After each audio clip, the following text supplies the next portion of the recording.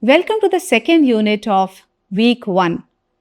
In this unit, we will have a deeper discussion on purposes of assessment. In the last unit, we have introduced certain concepts, and you will see that how it is linking to this current discussion. So we have introduced concepts, terms. We have introduced concepts like formative assessment, summative assessment, of learning, assessment for learning, assessment as learning, also the concept of evaluation. And we have also seen that how these concepts link with each other, how these are connected, because it is important that we keep linking these concepts to each other so that our learning is deeper in the domain of educational assessment. So we did this through a concept map. In this unit, some purposes we have introduced in the last webinar, like certification, supporting teaching and learning. We will have a deeper discussion on all these purposes of assessment. The unit outcome are you will be able to describe the characteristics of different purposes of assessment, and through this understanding, if you understand different purposes of assessment and if you understand their characteristics well, it will help us do a good job of designing, administering and using assessment results for different purposes. Because the way we design, administer or use assessments for one purpose of assessment, this is way different than the other purposes of assessment. So first of all, what are these 4 purposes? And then how understanding of this purpose of assessment impacting our design, administration and usage of assessment. So if I have to ask you, there are certain assessment names projected on your screen. And if I have to ask you, are all these assessments conducted for the same purpose? You can take a minute time and think about it. And you will come up with different purposes, because each of these assessments have a very, very different purpose. Probably you will have hundreds and thousands of other assessment names, and we all have taken different types of assessment in our educational journey. The question now is, if there are so many assessments, okay, can we classify them into certain finite number of categories? And how will this categorization help us? So the focus of this particular unit is explicitly on this. What are some purposes and how will the understanding of these purposes help us design and use assessments better? So broadly, in the educational setup, there are 4 purposes of assessment. The assessments which are used to support teaching and learning, and in our last unit, we have discussed about formative assessment, we have discussed about assessment for learning, diagnostic assessment, assessment as learning, and we were seeing that the keyword that we used during that time was of feedback. So the entire purpose is to provide feedback to the students as well as the teachers to support the teaching learning cycle. The objective is to help students learn better. The second purpose of assessment is assessment for certification. Now in this case, though we use a summative kind of assessment, if you can recall from our last unit discussion, but the objective is to certify the students.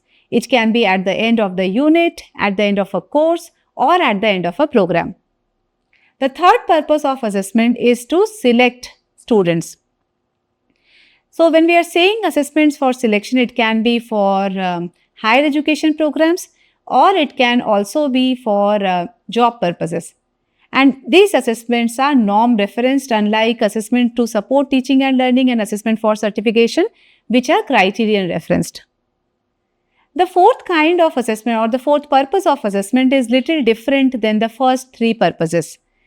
Because the first 3 purposes of assessment, the unit of assessment is student.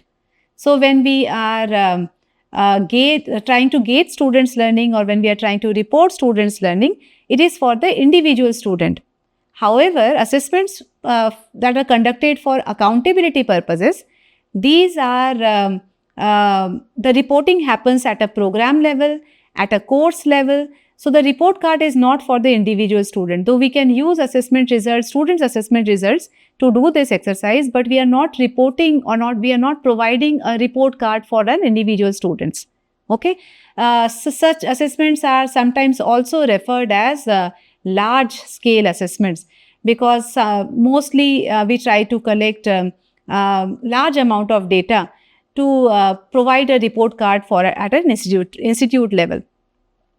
Of course, since the purpose is accountability, we are trying to understand here is that how are different stakeholders who are associated with a system, how are all of them functioning, and where is the gap? How can we fill that gap? So such assessments have a very specific purpose, but a very, very useful purpose. So in this unit, we will try to discuss all of these 4 purposes in detail. Coming to the most important purpose of assessment to support teaching and learning. Because I believe that if we are able to do this kind of assessment better, our students' performance in all other purposes of assessment, be it certification, be it selection, or for accountability, it will automatically improve. Because if we are able to provide feedback to the students in the right juncture, if we are able to take feedback about our pedagogy in the right time, probably there are certain options, there are certain things that we can draw, and we can make course correction, so that we are not waiting till the end of the course and then assessing students, right? So these course corrections actually help students to do better in other kinds of assessment. So this is the most important purpose of assessment, and if we are able to do this better, then our students will automatically do better in all other purposes of assessments. Okay. From the last unit discussion, we understand that these are criteria referenced, because be it off learning, for learning, or as learning, all of these are reference to our course outcomes. And if we design good quality course outcomes, if we are very clear about the outcome, or if we have a good clarity that what all students will be able to know or do, we'll be able to do a very good job of designing assessments. Now, since these assessments are to help students learn, these assessments have low stakes. Okay, the stakes are low. Students are not afraid. That fear, that anxiety around assessment is not there, because students are not being graded here, right? All the assessments are very, very informal in nature. But one of the drawback of around this assessment is sometimes we do not understand the purpose of this assessment. The purpose of assessment is to provide feedback.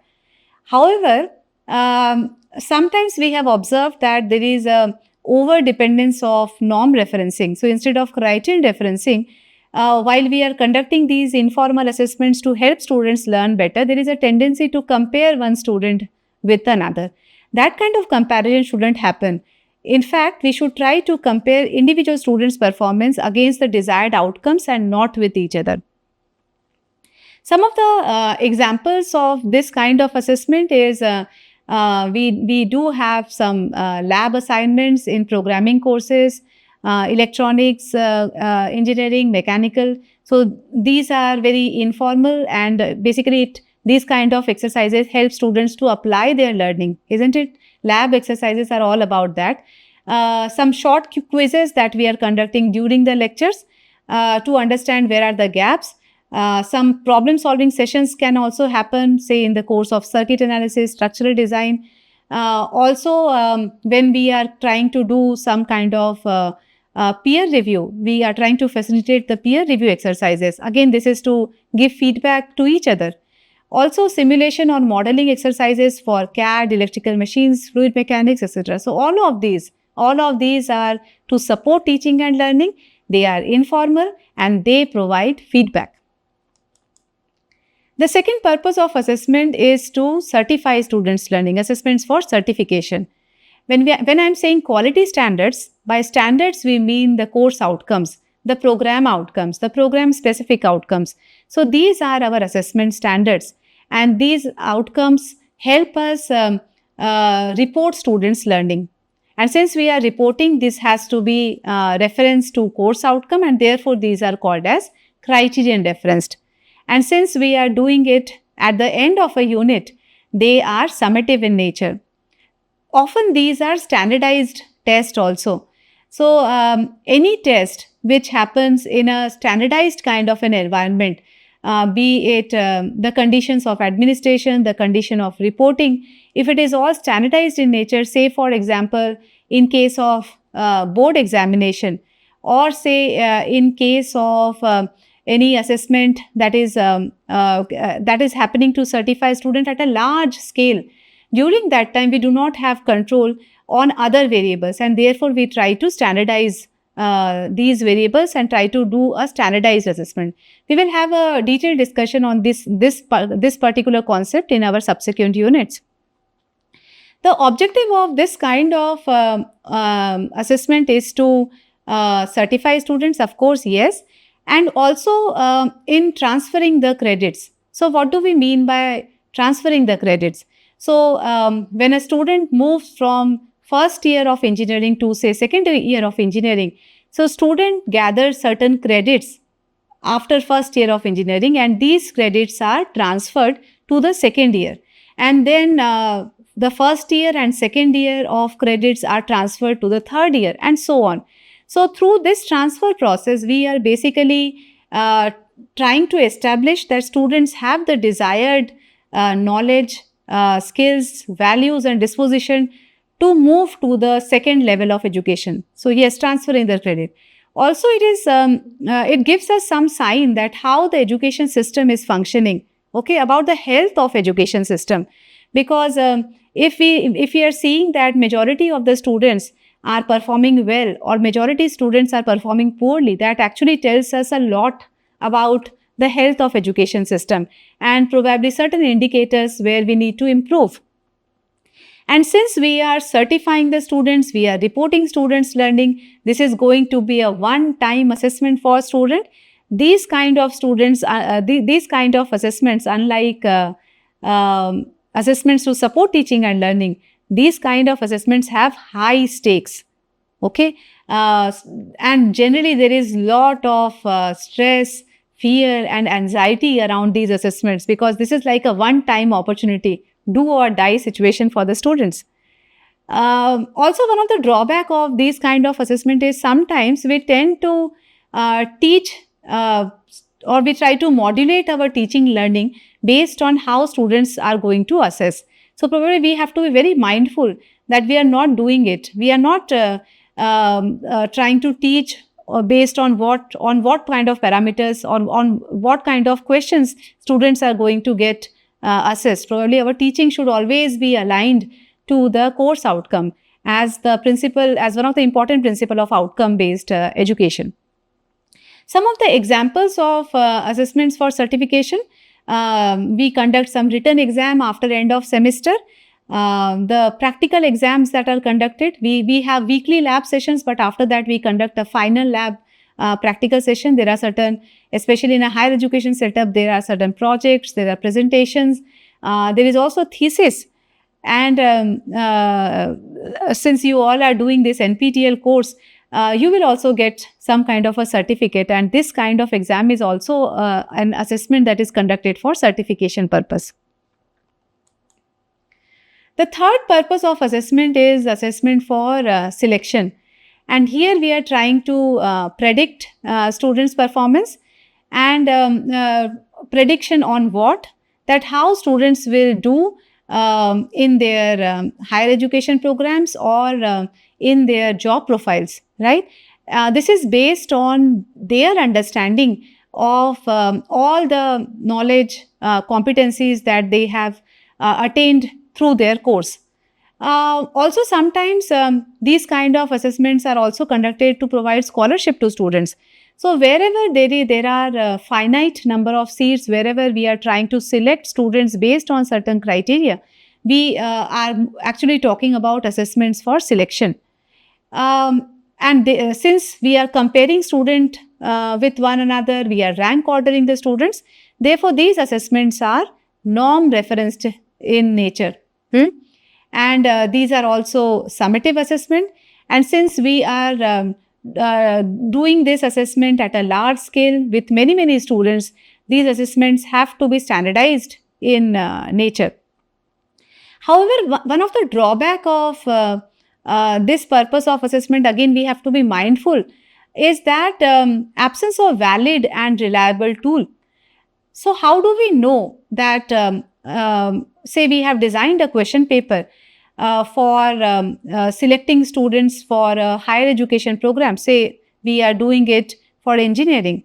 So how do I know that the assessment tool, the question paper that I have designed, is actually assessing the attainment of desired outcomes or not? So if the focus is on application, is my assessment tool actually assessing the skill of application and not restricting to rote learning, right? So here probably we have to be mindful, because actually we are not reporting here, we are actually trying to predict. So we have to be even more mindful that how well we are able to design the quality of assessments.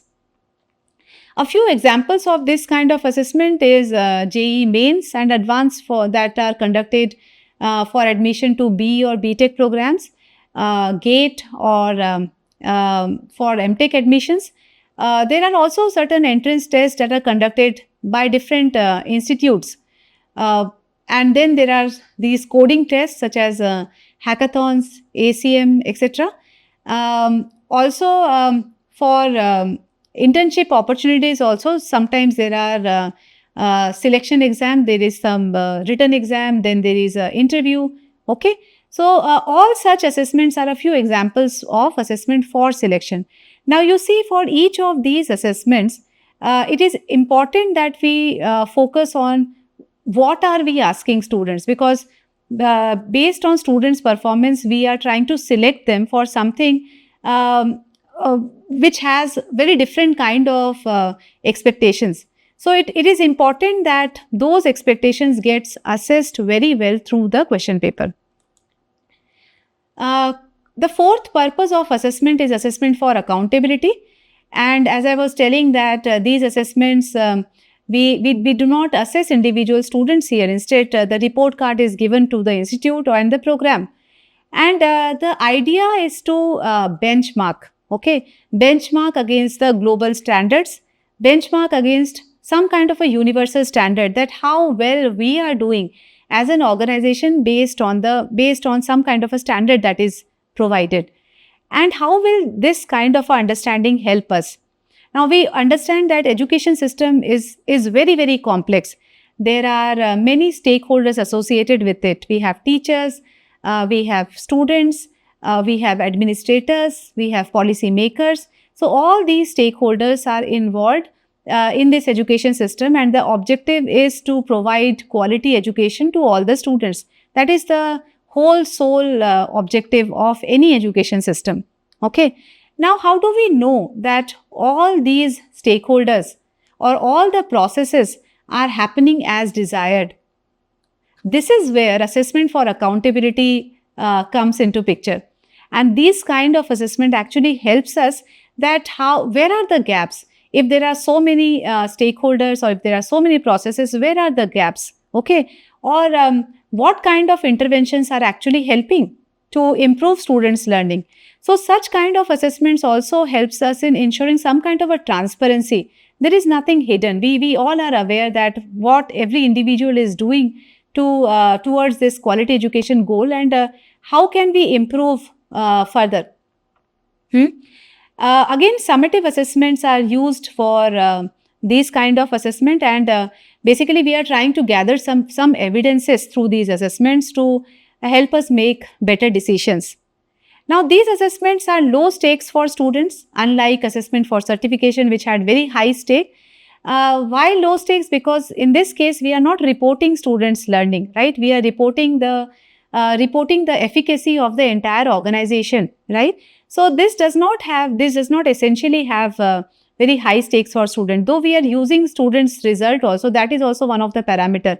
So say when we are conducting these assessments, probably the kind of labs we have, or the kind of infrastructure we have, or students, how are students' grades, what kind of pedagogy teachers are using, or what kind of lesson plans they are designing. There can be different parameters to assess or do this kind of assessment. But however, students are not at stake here, right?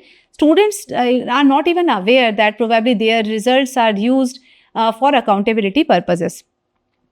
But one of the drawback is such assessment lacks diagnostic value for individual student. And of course, that is not the purpose of this kind of assessment. Some of the example of these kind of assessment is the NBA accreditation reviews, the NAAC institutional reviews. We also have heard about this NIRF ranking. So they use a particular kind of a program metric. They have one of the criteria is, of course, student outcomes, the kind of placements they have. Also, UGC audits for colleges.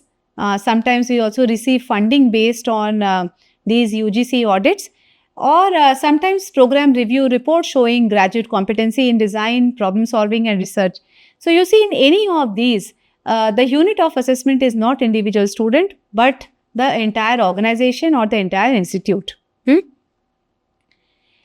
So to summarize, I would like to say that now that we understand that whatever assessment names that were displayed in the beginning of this discussion, all these assessment names can be classified into 4 purposes of assessment. Assessment to support teaching and learning, assessment for certification, assessment for accountability purposes, and assessment for selection. Okay, and I would encourage you to do this exercise. Think of any assessment and then try to classify into one of these 4. Okay, so one thing which is very clear is that one type of assessment cannot replace another. So we cannot only rely on assessment for certification and not do assessment to support teaching and learning. Okay, they are not replaceable. We know that every assessment has a purpose, and therefore we should try to devote our energy in designing it appropriately, in administering it appropriately, and also using the assessment results appropriately. How will this understanding helps us? How will this understanding help us? And in our subsequent discussions, we will see that how the way we design assessments to support teaching and learning, and the way we design assessments for certification or selection purpose is different, right? For certification and selection, we mostly rely on a pen and paper test, and also this is some kind of a one-time opportunity. However, for assessment to support teaching and learning, we conduct very informal assessment, and the purpose is very different there, right? So the way we are designing as well as we are administering is different, and we are going to have a detailed discussion in our subsequent units. Also, one thing is which is important to keep in mind is to have a balanced approach. While we have so many assessments, it is probably incorrect to focus on one specific kind of assessment and avoid or eliminate other purposes of assessment. A balanced approach can be followed, and as I have discussed in the very beginning of this unit, that probably the most important purpose of assessment is the assessment that happens inside the classroom to support teaching and learning. So there has to be a balanced approach. We should not teach for test. Instead, we should help our students learn better. In this unit, we have discussed about different purposes of assessment and different characteristics based on the stakes, based on the users, based on the usability, based on their drawbacks. In our next 2 units, we will discuss about different approaches of assessment.